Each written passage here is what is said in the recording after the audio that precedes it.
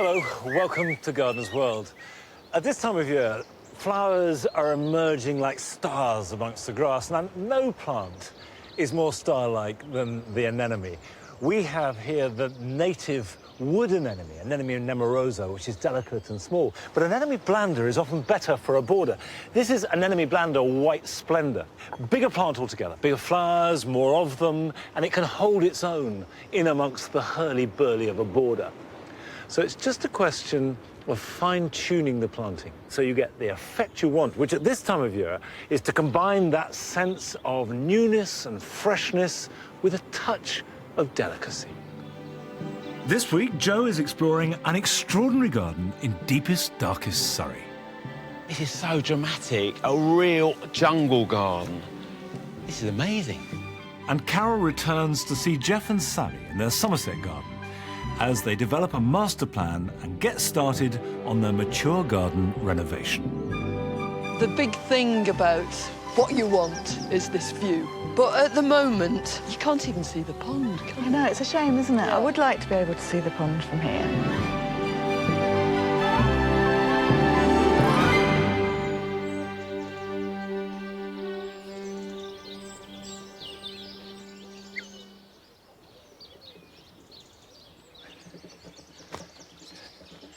A couple of weeks ago, I decided to make this area dedicated completely to wildlife. And the point of that is to encourage as much wildlife in as many varied forms as possible and still make it an attractive place to come and sit and grow things and enjoy just as you do any other garden.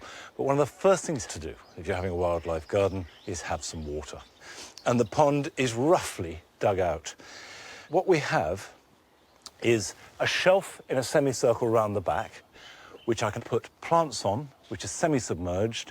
On this side, I've got a very, very gradual slope, which is a beach, to allow animals to crawl in and out of the water, so nothing will drown. And that's really important. If you're making a wildlife pond, you must have an area of beach. But I need to fine-tune it before I can even think about putting water in. First of all, choose a point where you know you want the water level to be. And in this case, it's here.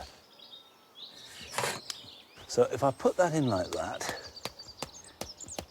the water will be the level of the top of that peg.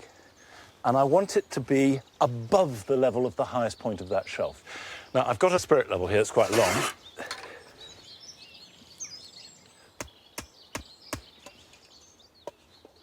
A fraction. That'll do. So if we come across here, so at the bottom of the level, which is that mark there, which means I've got to take more out. I would stress that it's worth taking as long as it takes to get the levels right. Because once the water's in, you can't change it. The next thing to do is to protect the liner, because inevitably there are roots, there's the odd stone, it'll puncture if you get something sharp. So you need some soft barrier between the earth and the liner. I'm going to recycle what I've got, and I've got a mixed bag of stuff. I've got some old carpet liner here. I'm going to put this so it completely covers everywhere the liner is to go. An old blanket.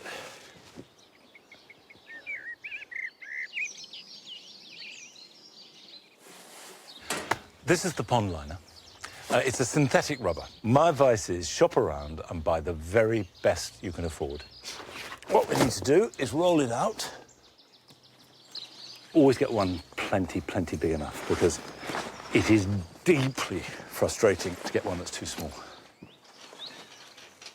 The next stage involves taking your shoes off, because I want to get in there and make sure that it's pushed up nice and tight against the underliner. Right. Just weigh this down with stones around the outside, put a hose on it, fill it up.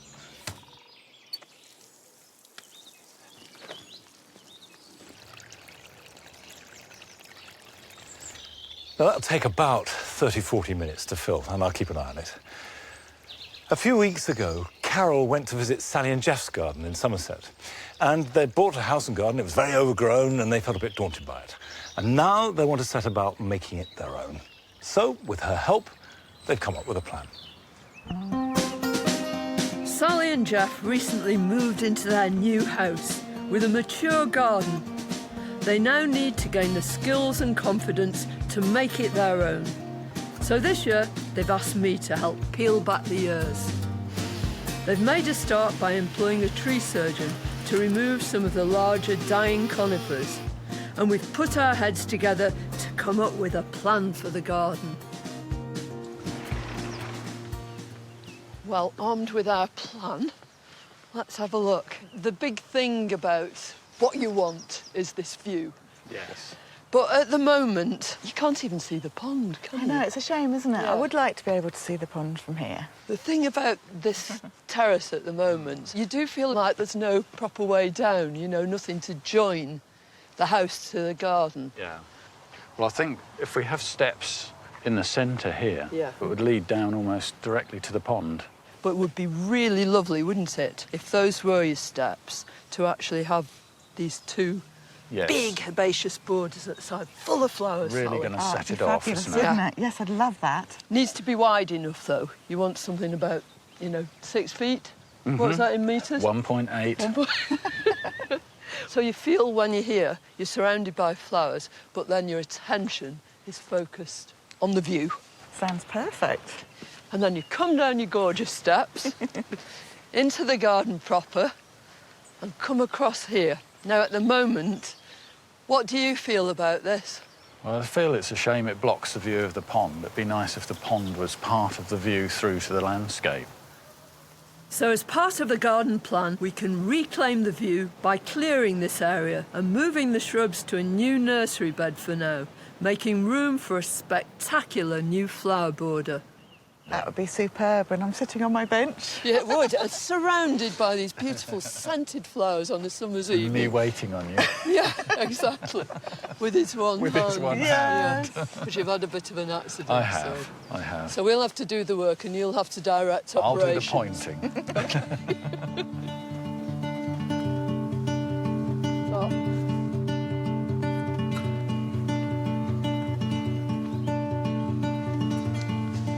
Right, we've come prepared. I'm going to dump that down there. Right. Which one are we going to do first?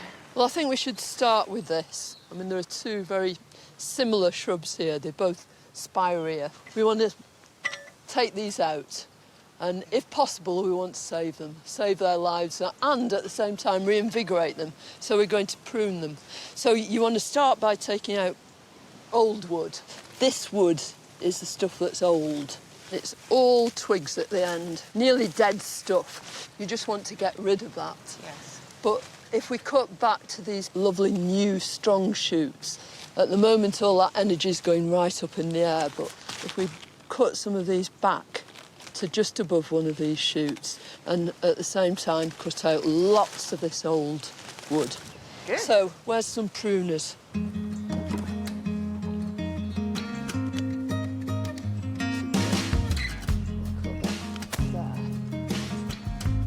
So always leave a sloping cut like this so the water actually runs away and that shoot can come up without rotting at all.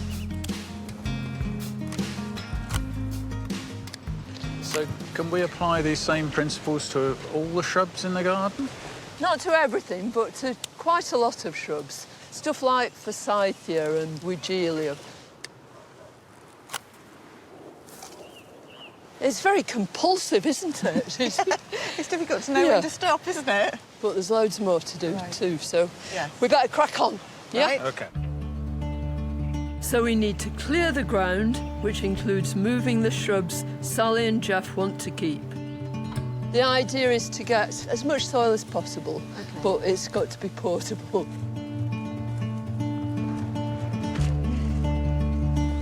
One, two, three, hut, back. And we'll just go this way. That's it.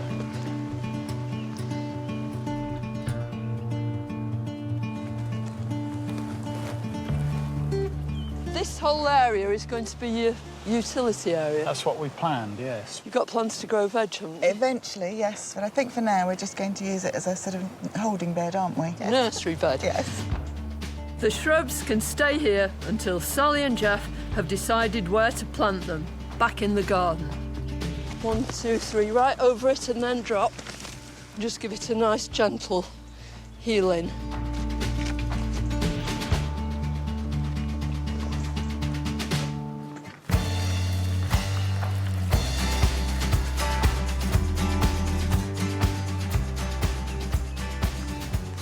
What a difference, eh?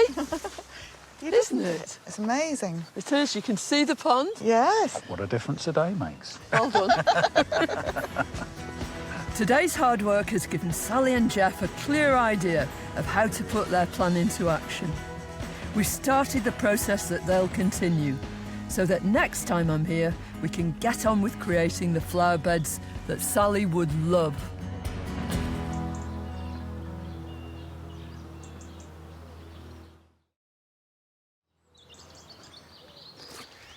It'll be interesting to see how the garden develops and how now they've got their views, they create their own private sense of space.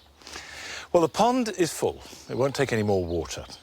And you know, it's becoming more and more important that gardeners make ponds because we've lost almost all the natural ponds that used to be on farmland all over the country, and they just disappeared. So if gardeners can have ponds, however small, that becomes a really important place where wildlife can live and maintain and be happy. So if you can get one in your garden, so much the better. So next week, I'm going to start the planting process. But for the moment, we'll just leave it be and go do something else. Come on, Nigel. Let's go bananas.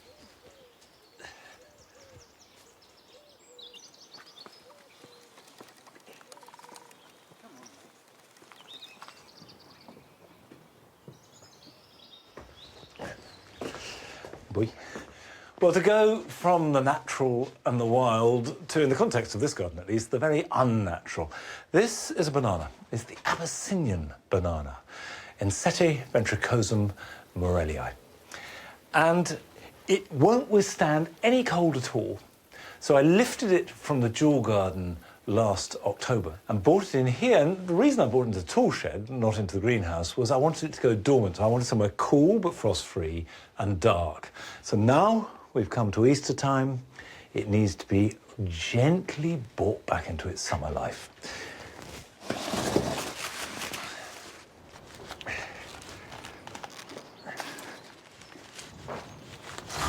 Whoops, there we go. You can see the new growth here is coming up, and it's touched with this lovely plum colour that this particular variety has. And when it's mature, you have fantastic chocolate-coloured leaves, ribbed with ruby-coloured veins.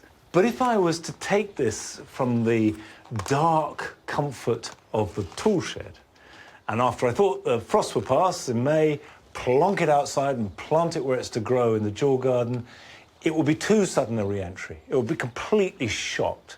And it's really important with any tender plant that you've protected over winter to gradually reintroduce it.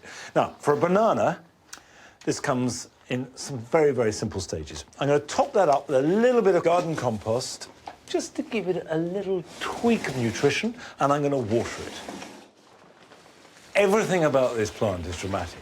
Not just what it does above ground, but it eats like a glutton. It needs all the compost and feed you can give it. The richer the soil, the better. It drinks heroically. But if you can satisfy its demands, it repays it in spades. It is such a dramatic plant. Now, another plant which is also greedy, also thirsty, also exotic, but on a slightly smaller scale, which I've grown in the garden here at Long Meadow for years and years, are cannas.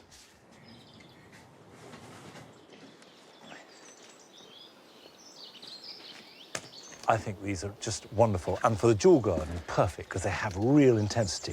Now, this is a canna called Australia, which grows tall with a great big flower spike. This is Wyoming, which has a more distinctly chocolatey leaf and an orange flower. Now, at this stage of the year, what we're doing is taking them out of hibernation. These have been potted up into leaf mould, so they've got very little nutrition. I often store them, actually, in a shed. They don't need light over winter. These have been in the greenhouse simply because it was more convenient to put them there. We're taking this all out. This will be planted out round about Chelsea week, which is the third week of May. Now, one way of pushing it on would be to repot these into a compost-rich mix. But at this stage, just putting them somewhere a little bit warmer will be fine. And a porch would work well. Now, I grow cannas and bananas and all kinds of tender plants because they work in the overall look that I'm after. And I really don't mind if they're hardy or not. I'm not trying to create a tropical garden. I'm trying to create a beautiful garden. It happens to fit that mix. But occasionally in the UK, you come across gardens that can only be described as tropical. And Joe has been to visit one in an unlikely location. This was no ordinary filming assignment. I'd been sent to the deepest depths of suburban Surrey. This is so dramatic, a real jungle garden, packed full of huge plants, bananas, gunnera. Oh, look at this, tetrapanax. I've never seen one as big as that. Well, not in Surrey, anyway. This is amazing.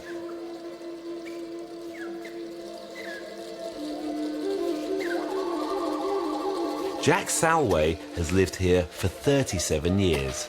Jack! Oh, hello. You really do garden with a machete. I do. Right. I'll help you out. Oh, thank you very much. Out of the jungle. Yeah. What an incredible garden. It is so unexpected, I have to say. Thank you. Did you always want to create a garden like this? Well, when we came here, I felt the garden had potential, but I didn't really know what to do with it. And then I discovered gunnera. A good ground cover, and it just developed slowly into a subtropical garden. I've never heard of gunnera described as a ground cover plant before. Yeah, it gets to whatever, 3-4 metres tall. I guess it is covering ground. It is. So what sort of microclimate do you have here? Well, the garden's situated in a coombe, a steep-sided, narrow valley, and you can have a gale blowing, and we're protected from the wind down here. It's very humid. In hot weather, it's unpleasant down here after about 10 o'clock in the morning. It gets quite steamy. It gets very steamy and humid, yes. Yeah, I can almost hear the parakeets now flying around. And the plants you've got here, some of them look like they're on steroids. They're really big leaf things. Is that what you're really into? Yes, I'm afraid so. So I'm looking for species like Magnifica or Gigantica or Robustus or Superbus. Those Yeah, words. those are the When ones. you see that in the catalogue, That's it for me. Yeah, you think I'm that's having right. one of those. And that gives the subtropical effect. Well, do you want to put the machete down and show me around? Okay. 'Cause I'd love to see some of the plants that you've got. I'll put it in a safe place. Yeah, put it in a safe place. There we are. Hopefully we won't be needing that for a minute.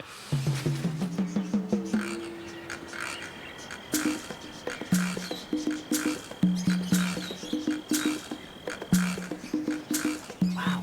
Ooh. This is exciting. Yeah. That's colocasia, and it has these dark stems, so it's called colocasia and burgundy stem. That is absolutely stunning, and it's perfection. Because it shows you how protected it is here. Oh, 'cause yes. Normally that'd get ripped up by the wind, all the leaves would be severely damaged. And these castor oil plants, again, they're fantastic specimens. Yeah. How'd you grow this one? I sow the seeds in the middle of March, and when they're about 12 inches high in the middle of May, then I plant them out, and they're about 12 feet high now, and they're still growing. I guess that is it searching for the light. Is that what it is? I think so. Yes, and the moisture it has a constant supply of moisture here. Things never dry out. Wonderful. Now this plant. I I am so excited about this because I've seen it as a perennial. It grows and then the frost get it and it dies down and it comes back a bit leafy. But I've never seen one grow into a multi-stemmed, large shrub like this. It is stunning. Tetrapanax. Tetrapanax, and that's Rex. Yeah. So they refer to it as T-Rex for dramatic effect. That's a good name for it. I could see, let's see what, if I can measure the leaf here. Oh, you got a tape measure? I've got a tape measure. Do you always carry that around, Jack? Oh, well, only when I'm showing off. I think if you can hold the other, often these will get to 1 metre across. Oh, are we going across? Well, from one end to the other. Have you got at the other end? Yeah, that's about it. There we are. So what does that say? That's 120. Yes, yeah. 1 metre 20. Yes. That's enormous. It is, isn't it? Just one leaf. Yeah. And a really beautiful leaf as well. Yeah, are you pleased with that? Oh, yes. Is that a record in your book? It is. It equals the record. Calicacia. This is a beauty as well, isn't it? Oh, I'm glad you mentioned that. This is fortuitously known as Jack's Giant, if only it was named after me. It is named after you. Well, I'd like to claim the credit for it. They get pretty big as well, but... I thought the tape measure was coming out. I think so. I thought the tape measure, we'd see This it. will grow to 1 metre across, but we need a few more weeks of it. So, there we are. What does that say? About 95? 95. It will get to a full metre, yeah. Fantastic. Now, Jack, not everyone's as lucky as you with the microclimate and the damp soil that you've got here. But if they wanted to get this exotic look with hardy plants, which ones here could they use? Oh, there quite a few are hardy and tough. There's a bamboo here, the golden bamboo. So that's pretty tough. And stunning, too. Yes, especially when the sun's on it. There's the trachycarpus, the big palm there. And they'll set the tone, and then, you know, you can just add in shots of colour, as you have, with some hardy plants as well. Yes. Well, I think your garden is absolutely stunning. Honestly, I would never expect to see anything like this in the middle of Surrey. Thanks for showing me around, Jack.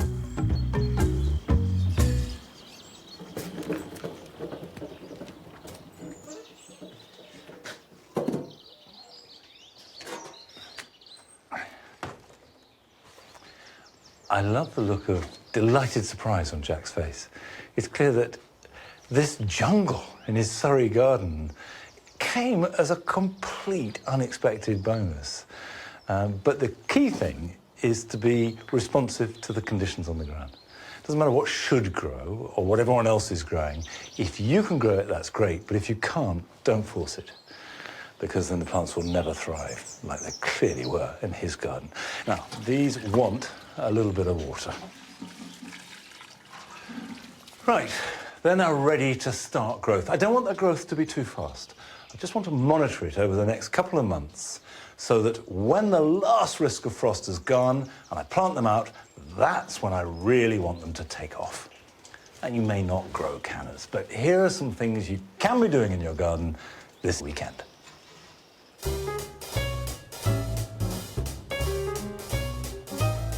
Easter is traditionally the time to plant potatoes, and there are two ways you can do this. If you've got raised beds, simply plant them in a grid in a hole about 6 inches deep and space them 12 to 18 inches apart. If you're growing in an open piece of ground, dig a V-shaped trench and space the seed potatoes along the bottom of it, about 18 inches apart. Backfill the trench to leave a ridge over the top of them. Now is the perfect time to plant lilies in pots, and this will give them the loose root run that they thrive in. I mix leaf mould with a bark-based compost, but you could add vermiculite or grit to open it out. Plant the bulbs about 6 inches deep, cover them over, water them, and put them somewhere sheltered to grow on. And then, around about the middle of June, they can be moved to their final position. If you haven't done so already, it's time to take the mower out and make the first cut of your grass. The key thing is set the blades high and don't cut it too short. Just trim off the top. Do this for the first few weeks, and this will provide some protection if the weather stays cold.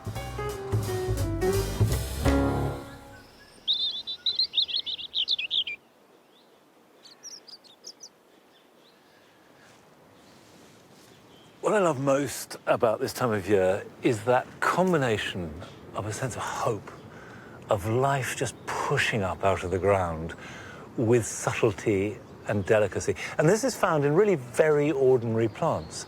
So you can't beat the ordinary primrose, Primula vulgaris, or the violets, Nothing is more intense in colour. And here I've got some Hecatia, less common, but another extraordinary plant with these very green petals, looking as though they could be stitched onto some sort of gorgeous Elizabethan costume. And all this in a woodland setting, so you have a very British feeling of plants growing in springtime and everything possible for the future.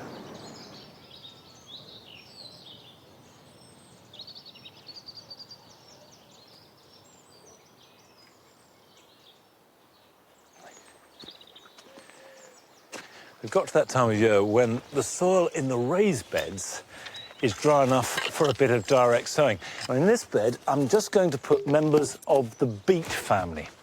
So that's beetroot, Swiss chard, ruby chard, and spinach. So if I start with some straight Swiss chard, because the leaves are delicious, they're like spinach. I always find it interesting that the French, they call it blette, tend to throw away the leaves and eat the stems, and we tend to throw away the stems and eat the leaves. And they make quite substantial plants that can be cut again and again and will last for months and months. And you can see I'm sowing it fairly thinly, and I will thin it quite considerably once they germinate. Now, get the spacing right, so we go like that, and then just cover that row over. Ruby chard tends to grow a little bit less vigorously than Swiss chard, but is a little bit sweeter, I think. Next up, let's have some beetroot. Now, this is tondo de Chioggia. When you cut through it, it's got these concentric rings. It's particularly sweet, delicious beetroot. Roast them with thyme, absolutely delicious. Finally, grow some spinach. And this is a type called Norman. So I'm sowing this deliberately quite thickly as a kind of cut and come again salad crop. Right, well, there's a small bed of beet. And the important thing is to keep it regularly watered. Now, I can see the rain clouds on the horizon, and it poured with rain a couple of nights ago, so the soil is fairly moist. But if it's dry or it doesn't rain for a week, give them a good soak, and that way you get nice, steady growth and delicious chard, beetroot and spinach.